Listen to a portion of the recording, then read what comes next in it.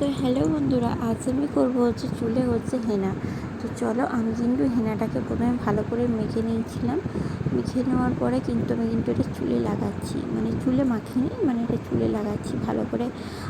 মানে ডিম দিয়েছি, মানে হালকা করে একটু তেল দিয়েছি, অল্প করে একটু নারকেল তেল দিয়েছি, আর দিয়েছি চা পাতা দিয়েছি।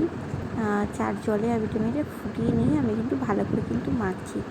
আর এটা মাখা হয়ে গেলে আমি 20 মিনিট কি আধ ঘন্টা রেখে দেবো। তারপর হালকা করে একটু শ্যাম্পু করে নেব। আর এটা মাখতে একলা খুবই অসুবিধা হয়, মানে মাখা যায় না, অনেক কষ্ট করে মাখতে হয়। তো আমি কোনোদিনই হাত দিয়ে মাখিনি, আমি প্রথম হাত দিয়ে মাখছি। কারণ হাত দিয়ে মাখলে মাখাটা খুব ভালো হয়। আর যেহেতু একলা মাখতে পারি না, তো যেটুকুনি পারি সেটুকুনি তোমাদের সাথে শেয়ার করছি। আর একলা মাখতে গেলে পুরো চারিদিকে ছড়িয়ে যায়। তো চলো তোমরা দেখো। আর আমি অবশ্যই ভিডিওটা একটু ছোট করে দিচ্ছি, যাতে তোমরা পুরো ভিডিওটা দেখো। আর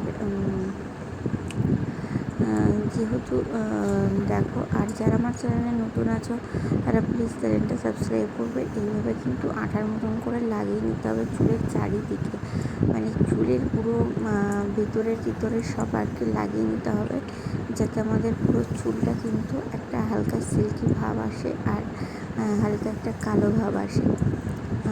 তো আমার চুলগুলো খুব লাল লাল হয়ে গেছিলো, মানে কালো না করার জন্য লাল লাল হয়ে গেছিলো। তো চলো তোমরা পুরো ভিডিওটা দেখতে থাকো আর সঙ্গে থাকো। আর আমি একদিকে মনে হয় মাখা হয়ে গেছে। এবারে ক্লিপটা দিয়ে আটকে নেবো। এই ধারের চুলগুলো আটকালে না এই ধারের চুলগুলোর সাথে মিশে যাবে, আর তখন মাখতে আমার অসুবিধা হবে।